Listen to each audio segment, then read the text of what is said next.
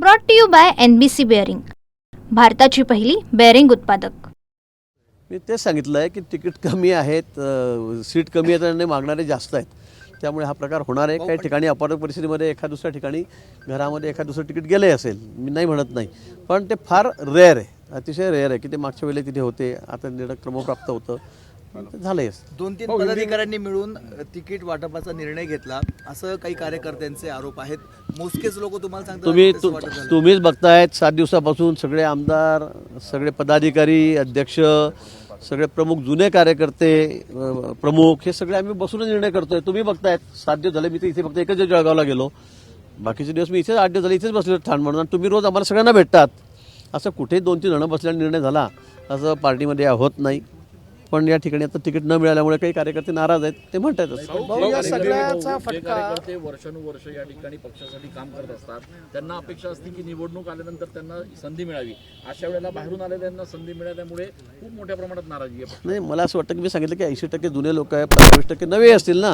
आता काही प्रभाग असे आहेत, मी तुम्हाला सांगितलं की ते वर्षानुवर्ष येत नाही, त्या ठिकाणी काही लोक असे आहेत की त्यांचे त्या ठिकाणी जरब आहे, जरब म्हटल्यापेक्षा त्यांची लोकप्रियता आहे, त्यांना मांडणारा मोठा वर्ग आहे, त्यांना आम्ही घेतलं। आता त्यांना तिकीट देणं तर हे आवश्यक आहे ना, कारण आम्ही त्यांना शब्द दिलेला होता। मग अशा ठिकाणी काही कार्यकर्ते जुने आहेत, जे वर्षानुवर्षी काम करते, खरं आहे, पण निवडून येण्याची क्षमता ज्या प्रभागामध्ये ज्या लोकांची आहे, नवीन आलेले असतील, त्यांना आम्ही दिलेलं आहे, ही वस्तुस्थिती आहे। पण शेवटी निवडून येणं हे आपल्या राजकारणामध्ये महत्त्वाचं असतं। भाऊ, शिवसेना, शिंदे गट आणि राष्ट्रवादीची युती झालेली आहे, भाजपकडून आम्हाला कोणताही प्रतिसाद मिळाला नाही, 15 दिवसांनी असं त्यांच्या नाही बोलणं झालं माझं, आपल्या समोर मी सांगितलं, दादा भुसे बोलले, 4-5 वेळा आमचं बोलणंही झालं, भेटही झाली, पण तिकिटांची त्यांची मागणी आणि आमचं सगळं गणित कार्यकर्ते आता बघा 122 करून सुद्धा आमची काय परिस्थिती आहे। आता अजून आम्ही यातले 40-50 जागा कमी केल्या असत्या तर आम्हाला तिथे मुंबईनंच तिकीट वाटावं लागलं असतं आम्हाला, मला असं वाटतं इथे येतं नसतं आलं। आणि म्हणून जेवढं झुकतं कार्यकर्त्यांना, जुन्या कार्यकर्त्यांना द्यायचं तेवढा आम्ही या ठिकाणी देण्याचा प्रयत्न केलेला आहे। पण जागेची त्यांची मागणी, मागचे आमचे नगरसेवक म्हणजे आमच्याकडे 67 आणि 10 नवीन आलेले, म्हणजे 77-78 तर आमचे नगरसेवक आजच आहेत। आता यांनाच 45 जागा मागितल्या, 50 जागा मागितल्या, राष्ट्रवादी म्हणे आम्हाला 30 द्या। मग आम्ही किती लढायचे 30 जागेंवर?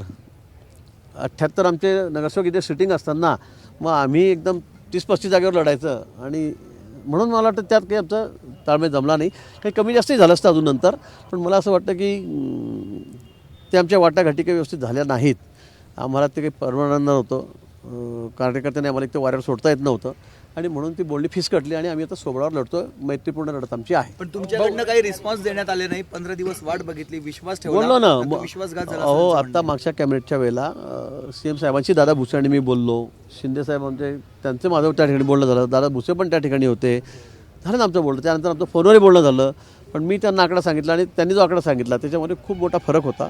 मी त्यांना म्हटलं 25-30 पर्यंत आम्ही जागा देऊ शकतो, ते म्हणते आम्हाला 45-50 जागा पाहिजेत, पण ते आम्ही देऊ शकत नाही ना।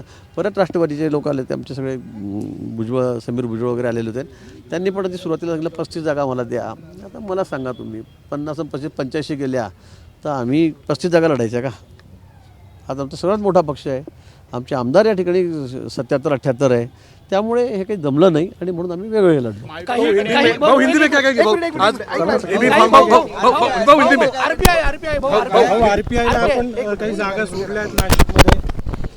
सोडलं ना RPI आठवले साहेबांचा गट आमच्या सगळ्यांच्या सोबत आहे। मला वाटतं आता ते सगळं, मी तर इथं नव्हतं, मी तर बाहेर गावून आलो या ठिकाणी, त्यामुळे मला असं वाटतं की आता सगळं झाल्यावरच या ठिकाणी जेव्हा लिस्ट येईल की कुणाला AB फॉर्म गेले, कुणाला नाही, त्यांनी कुणाला दिले, काय नाही, मला वाटतं सगळं उद्या चित्र स्पष्ट होईल। उद्धव निमसेंच्या घरामध्ये एक उमेदवारी देण्यात आली। उद्धव निमसे हे न्यायालयीन कारागृहात आहे, न्यायालयीन कोठडीत आहे, कोणाचा त्यांच्यावर आरोप आहे, गुन्हेगारी पार्श्वभूमी असलेल्या कुटुंबियातील लोकांना उमेदवारी दिल्यामुळे ही एक नाराजी पुढे येताना पाहायला मिळते। मला कल्पना नाही, त्याच्या उद्धव निमसेच्या मुलाला दिलं गेलेलं आहे भाजपने।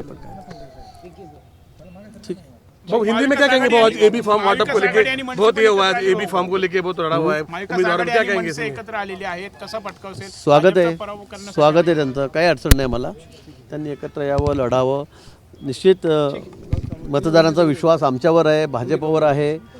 या ठिकाणी नाशिक जिल्हा तर असं नाशिक शहर विशेष करून आता भाजपचा बालेकिल्लाच आहे, लोकांचा विश्वास पक्षावर आहे, आमच्या नेतृत्वावर आहे, देवेंद्रजीवर आहे, त्यामुळे मला वाटतं कुठली अडचण यामध्ये येणार नाही। भाऊ, हिंदी में, भाऊ, हिंदी में, भाऊ. नाशिकमध्ये जो राडा झाला तो राज्यात वेगवेगळ्या ठिकाणी पाहायला मिळतोय, पुण्यामध्ये पण झालं. मी तेच सांगतो की अनेक ठिकाणी असं होतं आहे, कारण कार्यकर्ते जास्त झालेत, तिकीट मागणाऱ्यांची संख्या मोठी आहे आणि तिकीट कमी आहेत. त्यामुळे प्रत्येकाला वाटतं मला तिकीट मिळालं पाहिजे, आमदारांना वाटतं माझ्या माणसांना मिळालं पाहिजे, माझ्या कार्यकर्त्यांना मिळालं पाहिजे, जे साहजिक आहे. आणि त्यामुळे काही ठिकाणी असे प्रकार झालेले आहेत. Brought to you by NBC bearing, भारताची पहिली बेअरिंग उत्पादक.